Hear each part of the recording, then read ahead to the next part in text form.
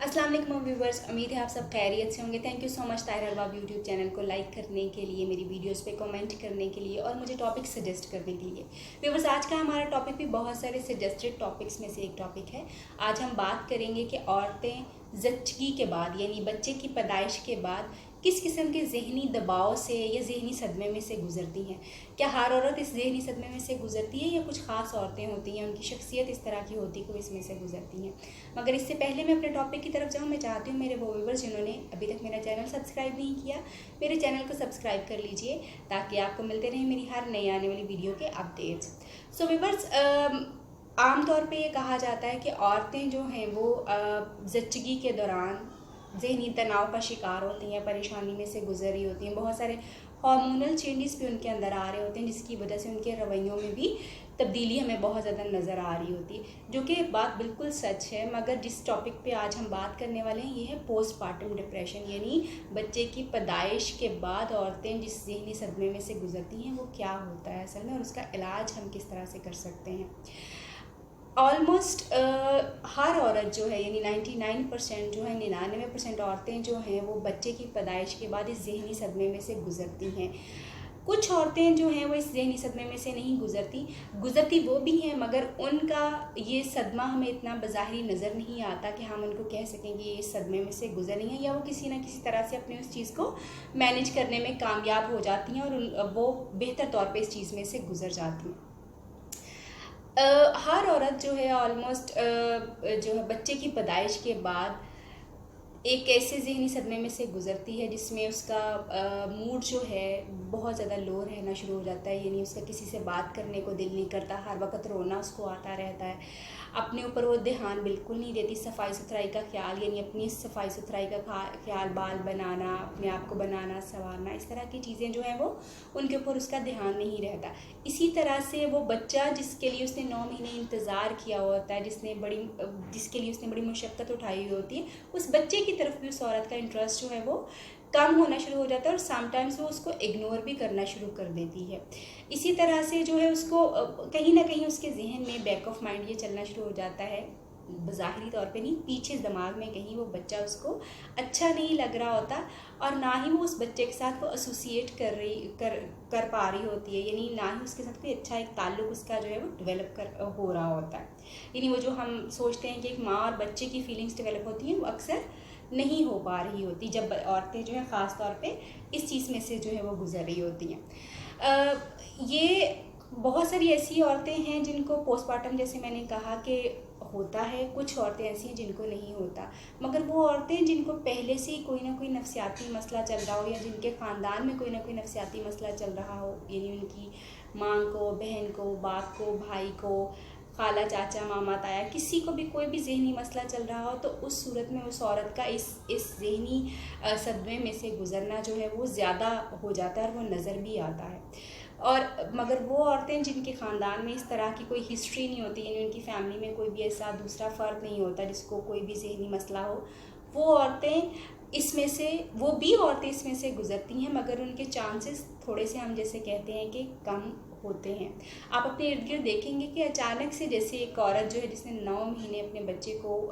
बड़ी मुशक्क़त के साथ ये सारा सफ़र जो है वो गुजारा हुआ होता है और 9 महीने के बाद वही औरत जो होती है उस बच्चे को उठाना नहीं चाह रही होती, उसकी तरफ उसका तवज्जो नहीं बढ़ रही होती, उसको लग रहा होता है कि ये बच्चा उसके और उसके शौहर के बीच में कहीं आ गया है। या समटाइम्स मैंने ऐसे भी बहुत ख़तरनाक किस्म के केसेस भी देखे हैं कि औरतें अपनी ज़हनी हालत से मजबूर होकर बच्चे को एक तो खुराक की जो है वो यानी उनको खाना पीना बहुत बेहतर तौर पे नहीं कर पाती और कई दफ़ा मारने की भी कोशिश करती हैं, मगर ये मारना वो जानबूझ के नहीं कर रही होती, उनकी अपनी ज़हनी कैफियत ही इस तरह की हो चुकी हुई होती है जिसमें से वो गुज़र रही होती हैं।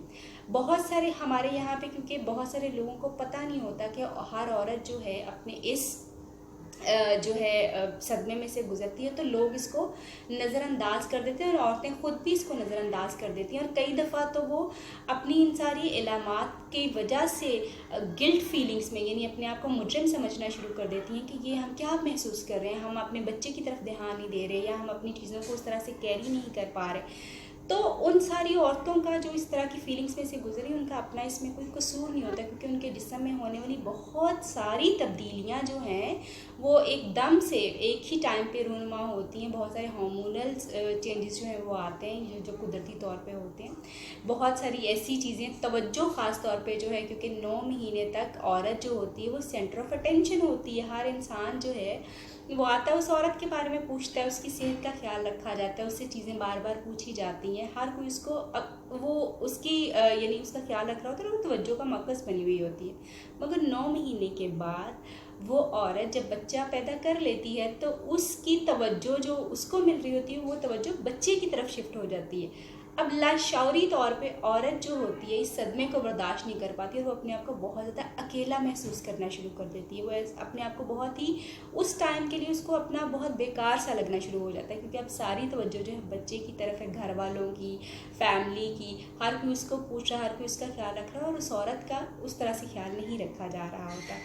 इस सूरत हाल में अगर आपके इर्द गिर्द कुछ ऐसी औरतें या आपकी अपनी फैमिली में इस तरह की कोई औरतें आपको नज़र आती हैं तो उनको इस वक्त बहुत ज़्यादा लव, यानी बहुत प्यार, मोहब्बत और सपोर्ट की ज़रूरत होती है। हमारा तो खैर फैमिली सिस्टम भी बहुत अच्छा है कि 40 दिन के लिए औरतें जो हैं वो ख़ास तौर पे अपने वालदैन की तरफ चली जाती हैं। ये वालदैन की तरफ जाना अच्छा भी है, मगर समटाइम्स शोहर का साथ होना जो है वो बहुत ज़रूरी होता है, क्योंकि अक्सर औरतों को मैंने ये कहते हुए सुना है जब वो पोस्टमार्टम में से या इस ज़हनी सदमे में से गुजर रही होती हैं बच्चे की पैदाइश के बाद, कि उनको लगता है कि उनका हस्बैंड जो है उनसे छिन गया है, उनसे दूर हो गया, यानी ये बच्चा जो है उनको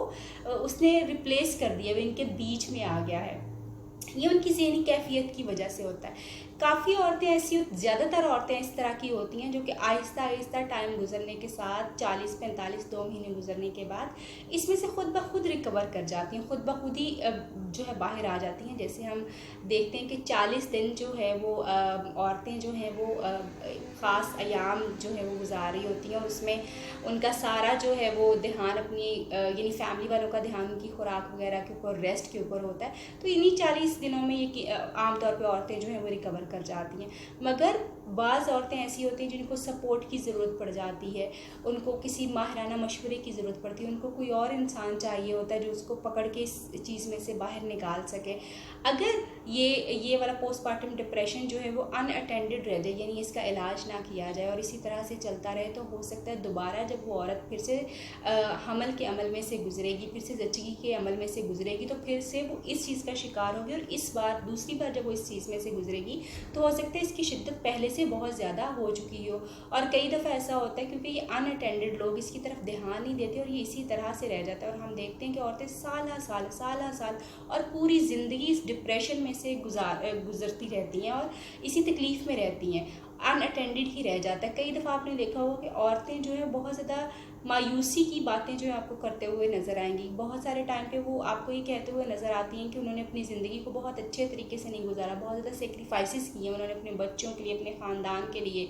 उस खुशी का वो इजहार नहीं कर पाती जो कि असल में उनको करना चाहिए। तो उसकी कहीं ना कहीं कोई ना कोई वजह जो होती है यही पोस्टमार्टम डिप्रेशन होता है। इस सूरत हाल में जब औरतें इस चीज़ में से गुजर रही हो तो कोशिश करें कि आप उनको तवज्जो दें, प्यार दें, बहुत ज़्यादा तवज्जो। वही तवज्जो और प्यार जो 9 महीने उनको मिलता रहे, वही तवज्जो और प्यार उनको बहुत आराम से इस चीज़ में से बाहर निकाल सकता है। अगर वो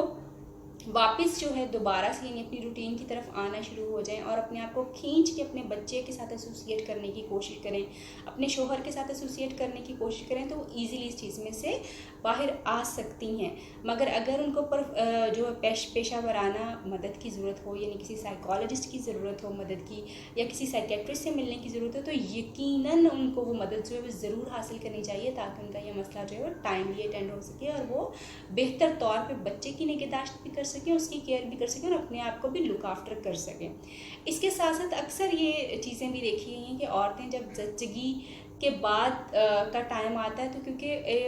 2 चीज़ें होती हैं, एक तो ये कि तवज्जो सारी उनकी शिफ्ट हो चुकी हुई होती है और दूसरा ये होता है कि अब उनका वो जो एक फ़िगर उन्होंने मेंटेन किया हुआ था, उनकी बॉडी जो होती है वो बच्चे की पैदाइश के बाद ख़राब जो है वो होना शुरू हो जाती है। यानी ऑफ कोर्स ख़राब उस तरह से तो नहीं होती, मगर उसमें कुछ ना कुछ चेंजेस ज़रूर आते हैं,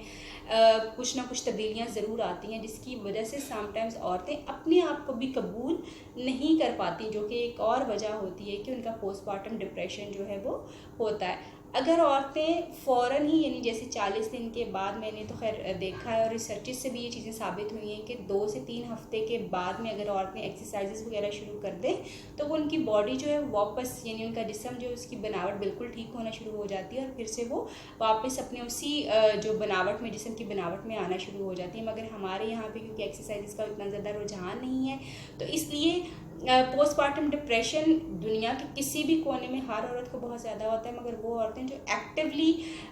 अपने आप को किसी न किसी सरगर्मी में जो है वो मशगूल रखती हैं या फिर वो एक्सरसाइजेस वगैरह करती हैं, तो वो ज़्यादा बेहतर तौर पे मेडिटेशन यानी करती हैं, योगा वगैरह करती हैं, तो वो ज़्यादा बेहतर तौर पे और जल्दी इस चीज़ में से जो है वो बाहर जो है वो आ सकती हैं। उम्मीद करती हूँ कि मेरी आज की वीडियो आपके लिए कुछ हेल्पफुल ज़रूर साबित हुई होगी। अपना बहुत ख्याल रखिएगा। आपसे फिर मुलाकात होगी किसी नई वीडियो में किसी नए टॉपिक के साथ। तब तक अल्लाह हाफ़िज़।